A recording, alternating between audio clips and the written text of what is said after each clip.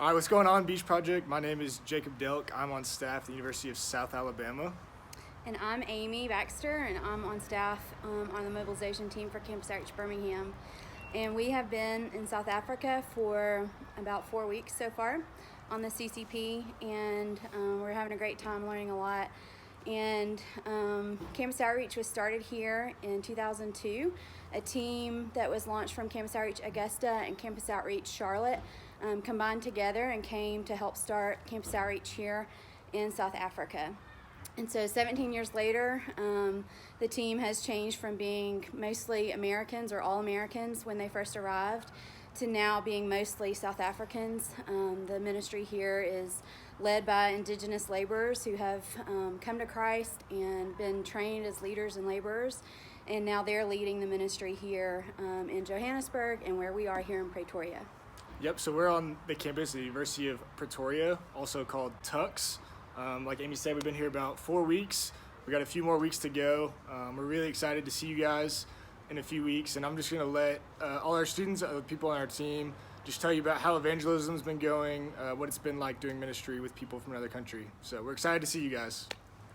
We're going to talk to you guys a little bit about what it's like to bring up a gospel-centered conversation in another culture here in South Africa. Just a little background, there are 11 official languages. It's pretty common for guys to know 4 to 5. One of the staff members here, he knows 8 fluently. We also know a lady who knows all 11 very fluently. And a lot of the guys, a lot of people in South Africa, 75% claim to be Christians. 16% of those, however, are evangelical Christians. Prosperity gospel is very huge here, as well as Roman Catholicism.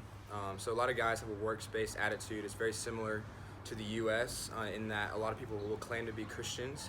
However, they have a very distorted view, or they just kind of have an apathetic view towards it. Yeah. So bringing up true gospel-centered conversations in the reses or like in Bible study groups, it can be easy at times because they have that background of, oh, I've been to church, I've read my Bible before, or I've even prayed before, but it's very works-based and almost kind of like he said, it's very prosperity, like if I do these good things, then God will show me favor, or I will be able to go to heaven. And it can be difficult at times because when you ask deep questions in Bible studies, guys will give you a very surface level question.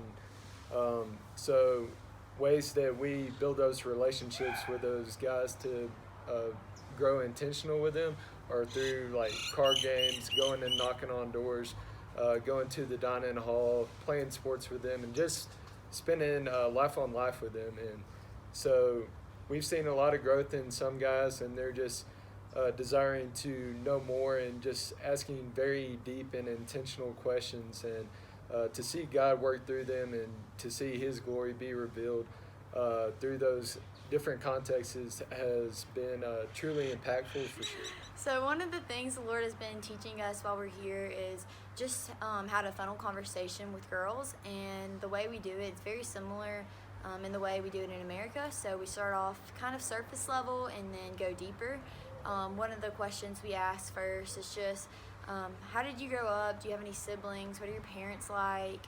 And then going deeper by asking, like, what are their main goals in life?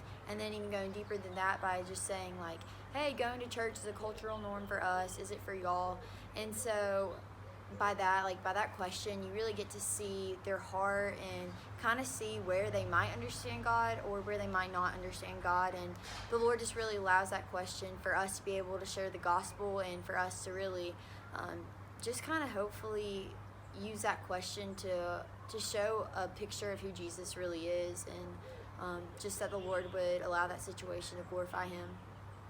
Yeah, and I think one thing that KK, Emily, and too, like, everybody has just been good at is bringing the conversation back. So I know, especially the question of, like, what's your main goal in life, that question goes everywhere. And, like, people say funny stuff, people say stuff, it's everywhere. And so it's easy just to let the conversation go and be like, well, I asked a question, I did my part. But I think just bringing it back and, like, ask the next person, okay, yeah, that was cool, so what was your goal?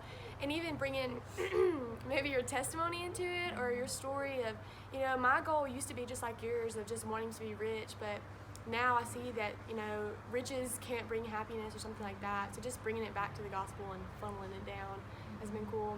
And then just another cool thing just has been the Lord has blessed us so much, and we actually got to start a Bible study in the dorm that we're doing ministry in. The first week there were 3 people, and then 5, and then now another girl asked to join, so 6. And we know that numbers aren't everything, but that's 6 girls who get to hear the gospel, and that's incredible.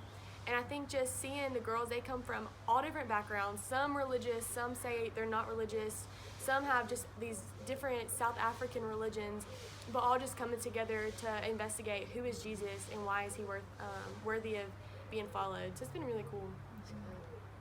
And then like a really awesome opportunity that we had one day is we were playing netball with some girls, and a girl came up to us and she just asked if we would want to play with her team, and it ended up being a team of girls who are deaf, and it was just a really cool experience to see God's glory through that, and just how so many different cultures and people came together at once, and that was just something I've never experienced before, so it was really awesome. So when thinking about our role versus God's role in evangelism, one passage that comes to mind is 1 Corinthians 3:7, which says, "So neither he who plants nor he who waters is anything, but only God who gives the growth." And I think sometimes we think we can change people's hearts, so then we get really disappointed whenever the things that we think we can accomplish by ourselves aren't accomplished. And I think it's good to remember that our role is just to be empty vessels for the Lord to use, and to remember that he's the only one that can change people's hearts. So whether 10 people come to know Christ while we're here or 0 people come to know Christ while we're here, praise God in both situations, because he's still faithful, and yeah, he's sovereign in his timing and in his plan. Yeah. So I think one way we've seen this play out in our time being here was 2 weeks ago. We tried to host a Bible study in the dorm that we've been ministering in, and all the girls that we formed relationships with so far were busy that night, and so no one came. And in that moment, it was really easy to feel discouraged, but I think the Lord just graciously reminded us like how sovereign he still is over that, and that wasn't him punishing us or anything, but just he was still at work that night. And so this past week, we were able to have the Bible study again, and 8 girls came that night. And so I think the Lord's really just been showing us how faithful he is to us, and just he's still working in our hearts and their hearts on both those nights. And it's just been really cool to see that and learn that about him.